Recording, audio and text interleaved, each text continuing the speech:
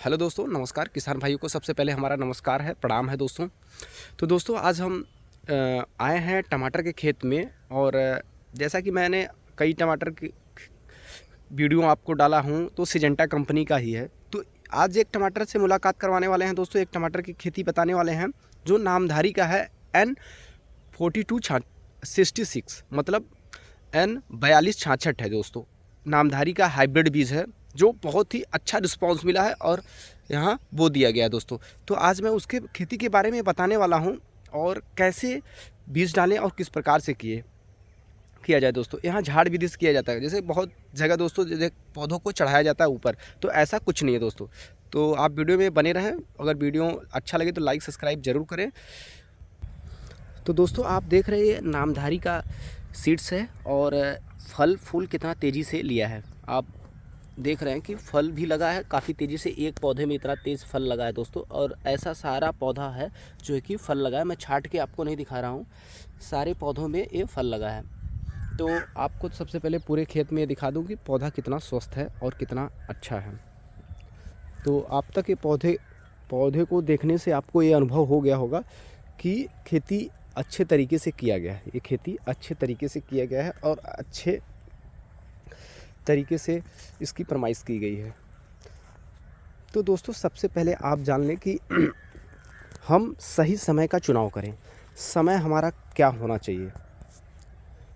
सही समय का यदि हम चुनाव करते हैं तो फसल में कहीं ना कहीं हम अधिक से अधिक लाभ ले सकते हैं। फसल में हम कहीं ना कहीं अधिक से लाभ ले सकते हैं। दूसरा चीज़ कि समय समय पे इसका दवा का छिड़काव करना, इसके पानी का छिड़काव करना, सुबह शाम इस पे देखते रहना कि क्या पोजीशन है, कब पानी देना है, कब दवा देना है। तो दवा का शेड्यूल भी बहुत ही ज़रूरी है दोस्तों, इसमें दवा का शेड्यूल भी बहुत ज़रूरी है। तो अभी तक तो आप जान गए होंगे ये नामधारी का AN4266 बीज है दोस्तों। तो दोस्तों सबसे पहले आप खेती कर रहे हैं तो दोस्तों ये महीना दिसंबर चल रहा है। तो दिसंबर चल रहा है तो दोस्तों ये जो है कि बहुत ही टमाटर के लिए बहुत ही अच्छा क्लाइमेट है। अभी कोहरा नहीं पड़ रहा है दोस्तों। यदि कोहरा पड़ता है तो थोड़ा सा स्ट्रगल करना पड़ता है। तो कोहरा पड़ने से पहले हमें कोहरे का दवा का उपयोग कर लेना चाहिए। तो और कर लिया भी गया है, मैं दवा मार चुका हूँ कोहरे का दोस्तों, जिससे कि पाला पड़े या फिर लगे पौधे में ना हो। क्योंकि पौधा जब मेरा पूरा तैयार है, पूरा तरीके से तैयार है और अच्छा है, फल भी काफ़ी बड़े मात्रा में दे रहा है, काफ़ी ज़्यादा।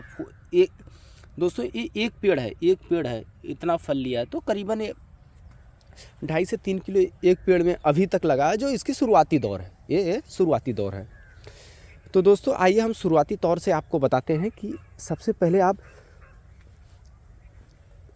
अक्टूबर माह में दोस्तों इसका बेहन डाल देना चाहिए। अक्टूबर माह में यदि आप बेहन डालते हैं तो दोस्तों बहुत ही अच्छा, एक तरह से कहा नहीं जा सकता अच्छा क्लाइमेट नहीं होता है, मगर उसको टेंट नुमा बना के एक अच्छे क्लाइमेट देना पड़ता है। उसको टेंट नुमा बना के उसमें बीज हम डाल देते हैं। जब आप बीज डाल देते हैं तो उसमें भी बहुत सा रोल है दोस्तों। बीज डालने के बाद भी हमें बहुत सी सावधानियां बरतनी पड़ती हैं। जैसे कीटनाशक का हुआ, उसमें टेंट लगाते हैं तो फिर पौधे को ज़्यादा टेम्परेचर नहीं होना चाहिए। तो अगर ज़्यादा टेम्परेचर होता है तो उस प्रकार में भी दिक्कत होता है किसानों को। तो सबसे बड़ी चुनौती होता है दोस्तों बीज को डाल के उगा लेना, बीज को उगाना। तो चलिए, अगर आप इस प्रकार से कर लेते हैं तो आपका बीज उम्मीद है कि अच्छा ही होगा और थोड़ा सा दोस्तों बीज 40 से 45 दिन में तैयार हो जाता है। उसके बाद आप रोपाई करने से पहले खेत में 2 से 3 बार जुताई कराएं। 2 से 3 बार जुताई कराने के बाद से दोस्तों 2 से 3 बार आप जुताई कराएंगे, उसके बाद से आपको जैविक खाद का छिड़काव मतलब उसमें डाल देना है। डालने के बाद एक बार फिर जुताई कराने के बाद छोड़ देना दोस्तों, 1 दिन गैप करना है। 1 दिन जुताई कराने के तुरंत बाद कोई भी फसल का उपयोग नहीं करना चाहिए, न रोपाई करना चाहिए, न धान गेहूँ कुछ भी हो नहीं छिड़काव करना चाहिए, नहीं बोना चाहिए। क्योंकि वो उस समय जो मिट्टी का संतुलन होता है वो सही नहीं होता है। जब तक वो, जैसे कहीं से आप दौड़ के आएँ और तुरंत आपको बोले ये कर दीजिए, वो कर दीजिए, सही सिचुएशन में खड़े रहे तो आप नहीं खड़ा हो सकते हैं। उसी प्रकार से मिट्टी का भी है। एक दिन बाद आप उसमें लाइनिंग बनाएँ। तो जैसा कि आप देख रहे हैं ये लाइनिंग बना दिया गया है।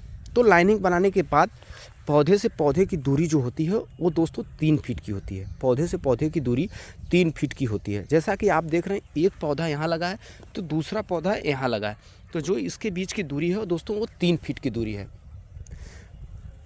पौधे से पौधे की दूरी जो 3 फीट है और जो नाली की दूरी है उस दोस्तों 5 फीट की दूरी है। 5 फीट नाली से नाली की जो दूरी है वो 5 फीट है।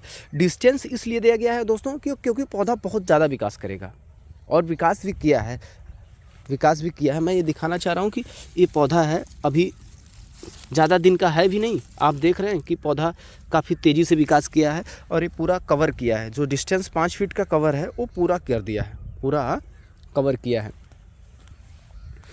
तो दोस्तों सबसे पहले कि इस चीज़ का ज़रूर ध्यान रखें कि जब हम रोपाई करते हैं तो शाम के टाइम रोपाई करना चाहिए। टमाटर के पौधे की शाम को रोपाई करना, टमाटर के पौधे में अन्य पौधों का भी शाम का ही रोपाई करना चाहिए। शाम को रोपाई करने से दोस्तों इनको 12 घंटा का सही संतुलन मिलता है, जिससे 12 घंटा तक ये बहुत अच्छे क्लाइमेट में रहते हैं, जो नर्म क्लाइमेट होता है, और 12 घंटे में ये आसानी से पकड़ भी लेते हैं दोस्तों। इनकी पकड़ बन जाती है 12 घंटे में। फिर उसके बाद जब अगले दिन हमको पानी देना है तो भी दोस्तों शाम को ही पानी देना है, क्योंकि शाम को पानी देने से फ़ायदा ये होता है दोस्तों कि उसमें गलन सड़न नहीं आता है, और शाम के टाइम पानी देने के बाद फिर वही 12 घंटा की प्रक्रिया उनके पास हो जाती है। उसके बाद पौधा अच्छा खासा विकास कर जाता है। उसके बाद फिर पौधे लगाने के 7 से 8 दिन बाद कीटनाशक का उपयोग और फफूंदीनाशक का उपयोग करना पड़ता है दोस्तों, क्योंकि जो पौधा उस समय बहुत कोमल और बहुत नरम होता है, तो उसमें कीट भी लगते हैं। तो कीट को देखते रहना है, उसमें अपडेट लेते रहना है कि किस प्रकार से कीट लग सकते हैं, कैसा लग सकता है। तो उस प्रकार से आप दवा भी नज़दीकी स्टोर के माध्यम से आप लेके और दवा भी का छिड़काव कर सकते हैं। एक कीटनाशक और एक फफूंदीनाशक का उपयोग करना चाहिए दोस्तों।